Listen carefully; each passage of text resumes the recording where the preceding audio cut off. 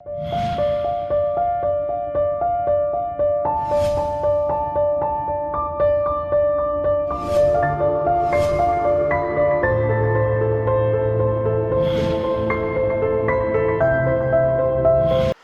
chers frères et sœurs, bonjour chers téléspectateurs de notre télévision catholique Ecclesia TV. Aujourd'hui, mon thème va aborder les relations entre deux personnes. Je précise que c'est assez vaste et je vais me centrer sur les relations dans le couple. Alors très souvent, il nous est posé la question, mais mon père, qu'est-ce qu'il faudrait pour que notre vie à deux soit belle, soit bonne? Quels sont les éléments sur lesquels nous devons mettre plus l'accent pour pouvoir vivre comme il le faut? C'est vrai que en tant que prêtre, nous n'avons pas forcément la solution idoine. Nous ferons des approches. Pour moi, il y a 4 éléments essentiels. Le premier élément essentiel pour la vie à deux, c'est l'amour. Il faudrait qu'il y ait véritablement l'amour. Mais c'est quoi l'amour? C'est tout simplement ce sentiment très fort qui permet à chaque être de pouvoir être en communion avec l'autre. Et si c'est un sentiment très fort, il est important, bien-aimé de Dieu, que dans le couple, on se soucie de pouvoir créer les conditions pour que cet amour grandisse.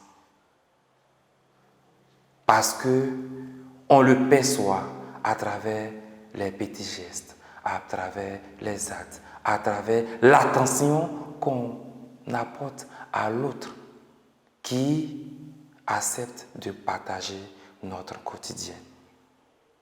Cela veut dire que pour que l'amour puisse prendre véritablement forme, il y a d'abord à accepter une certaine humilité qui permet d'accueillir l'autre comme il est.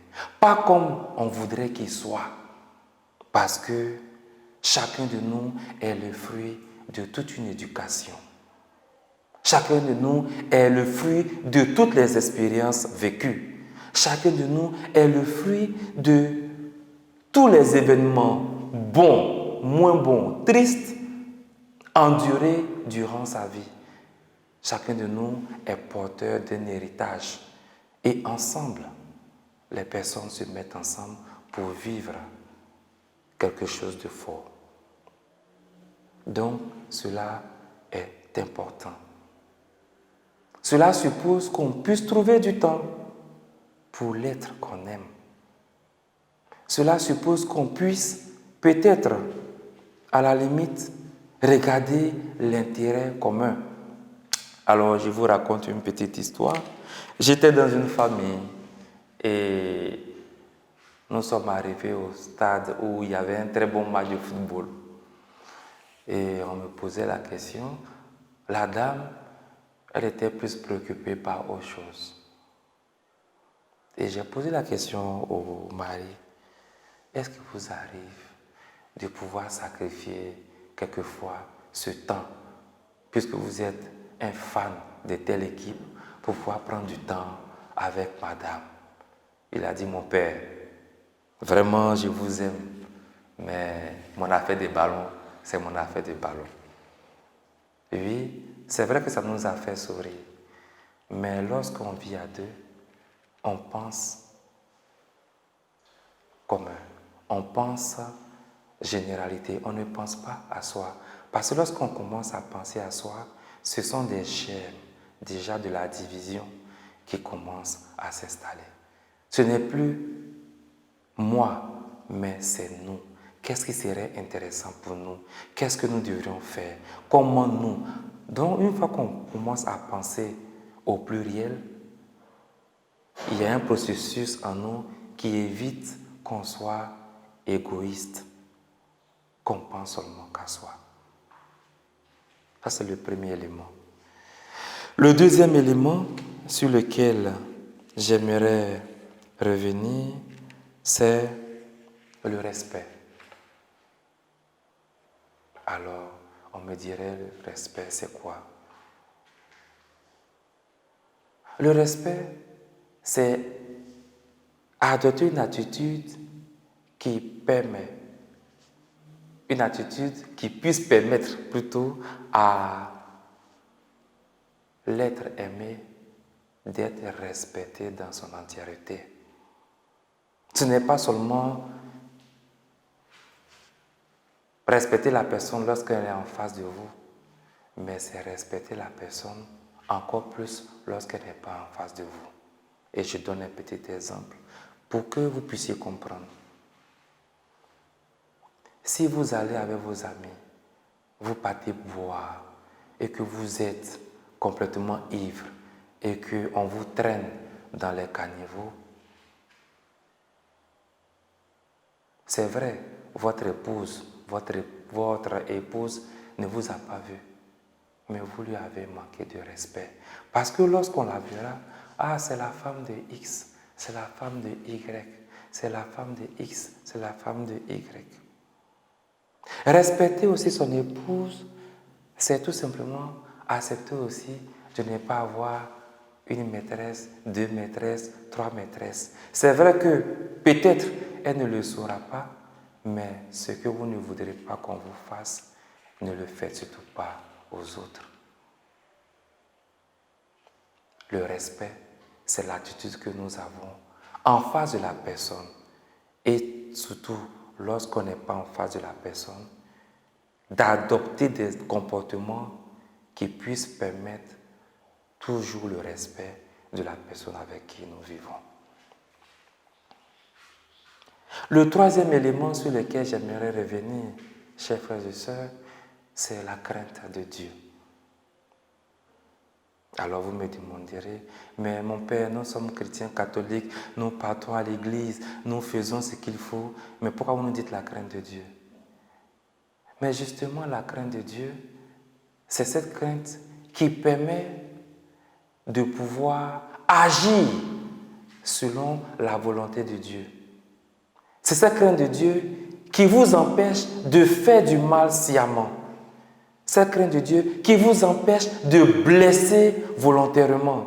Cette crainte de Dieu qui vous empêche de poser des actes qui puissent frustrer, humilier, vexer l'autre.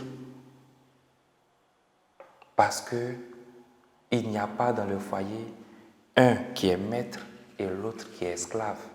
Il n'y a pas dans le foyer une qui dicte ses commandements et l'autre qui obéit. Il n'y a pas dans le foyer un qui sait tout et l'autre qui ne sait pas. Il y a dans le foyer 2 êtres humains qui acceptent de se mettre ensemble pour vivre quelque chose de fort.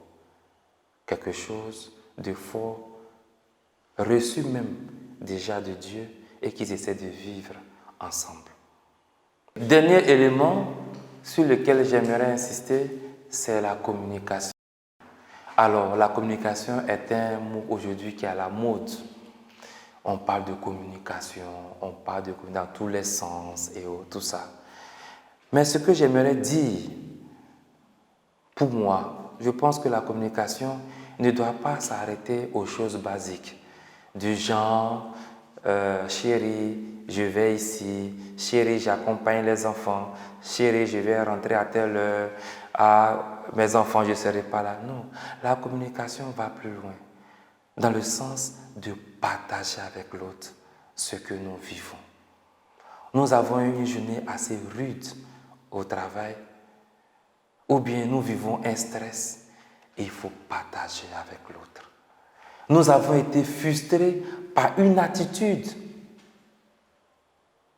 Il faut accepter de partager cela avec l'autre, pour que l'autre aussi apprenne à nous connaître. Parce que c'est en communiquant qu'on apprend à se connaître. C'est en communiquant qu'on apprend à connaître les défauts et les qualités de l'autre. C'est en communiquant qu'on apprend à cerner la personne qui est en face de nous. Et nous savons que ce n'est pas du tout aisé. Ce serait peut-être même l'heure de penser qu'on peut cerner totalement une personne, mais au moins de pouvoir l'approcher. Et la communication est importante parce que c'est en communiquant que nous pouvons savoir que nous avons blessé l'autre, que nous avons frustré l'autre, que nous avons humilié l'autre. Et ce serait important de pouvoir échanger avec la personne pour comprendre le processus en elle et surtout ne pas refaire les mêmes erreurs. Et j'aimerais donner un petit exercice. C'est vrai que dans notre société aujourd'hui, où chaque jour nous nous levons tôt pour rechercher le travail quotidien, pour rechercher le pain, nous n'avons pas toujours le temps de nous asseoir pour échanger, pour parler. Et très souvent, nous voyons que dans les familles que nous suivons, le véritable problème, ce n'est pas tant l'amour, ce n'est pas tant la crainte de Dieu, ce n'est pas tant le respect. Le véritable problème, c'est le problème de la communication. Alors l'exercice que j'aimerais demander à chacun, et c'est un exercice que je propose à beaucoup de personnes, c'est une fois par mois de trouver le temps, soit un samedi ou un dimanche, de faire le point. Si c'est trop long, on peut commencer dans la semaine où on va prendre le temps de se parler. Certainement que vous aurez des difficultés parce que les hommes n'ont pas tendance à parler. Vous demanderez aux hommes, papa ou bien chérie, est-ce que tu as quelque chose à me reprocher? Il va vous dire non, il n'y a rien. Mais fixez-vous un temps. Très souvent 2 heures. Ou pendant ce temps, vous ne décrochez pas le portable, vous n'êtes pas distrait par autre chose, mais vous vous donnez le temps de vous parler. Peut-être la première fois, vous n'aurez pas le temps de rentrer plus en profondeur. Peut-être la deuxième fois, vous n'aurez pas le temps, mais à la longue, tôt ou tard, le conjoint, la conjointe va s'ouvrir. Parce que quelqu'un qui arrive à communiquer, déjà, c'est un problème qui est résolu à 90%. Mais lorsqu'on n'arrive pas à communiquer, à faire part à l'autre de ses souffrances, de ses maîtresses, de ses humiliations, de ses incompréhensions, il va sans dire que ce sont des problèmes déjà qui se créent. Le deuxième élément qui est important, c'est tout simplement la dimension du pardon dans la communication. Aujourd'hui, à entendre un certain nombre de personnes, on ne veut plus pardonner. Pourquoi pardonner? Ah, mais mon père, nous sommes dans le foyer, il sait très bien que ce n'est pas bien et il a fait ça. Non, j'ai assez pardonné, je ne pardonne pas. Ah, mon père, vous savez que j'ai fait ceci, j'ai tout fait pour elle et je ne pardonne pas. Chers frères et sœurs, j'aimerais qu'on puisse regarder le Christ. Chaque jour, même avec nos bonnes intentions, nous péchons. Est-ce que pour autant le Christ nous rejette? Est-ce que le Christ nous rejette? Non. Il nous tend toujours ses bras et nous donne l'occasion de revenir à lui. Donne-nous toujours l'occasion à l'autre de se parfaire. Pardonner ne veut pas dire qu'on est naïf, ne veut pas dire qu'on ne souffre pas. Déjà, le pardon est un don de Dieu, mais mettons-nous dans les dispositions pour que le Seigneur puisse opérer des choses grandes et belles avec nous. Et je vous donne une image. Vous voyez, j'ai ma main ici. Si je forme le poing, quel que soit le liquide que vous voulez mettre dans ma main, je ne peux pas. Ou bien quel que soit le solide que vous voulez me donner, je ne peux pas. Aujourd'hui, nous avons beaucoup de nos frères et de nos sœurs qui ont les mains fermées. C'est-à-dire qui ne veulent aucunement pardonner tout ce qu'on a pu leur faire. Il m'a trahi, il m'a trompé, il m'énarre et tout ça. Mais en fermant ou bien en gardant à l'esprit tout ce que l'autre nous a fait, nous passons à côté des grâces que le Seigneur veut nous donner. Le Seigneur veut que nous puissions pardonner pour recevoir de lui les grâces. Donc, chers frères et sœurs, nous avons le choix. Si je peux le dire ainsi, sinon il n'y a pas de choix véritable à faire, puisque celui qu'il faut faire, c'est celui de recevoir les grâces de Dieu. Acceptons-nous de pardonner et de recevoir les grâces que le Seigneur nous tend, ou bien acceptons-nous de ne aucunement parler et de passer à côté des grâces que le Seigneur nous donne.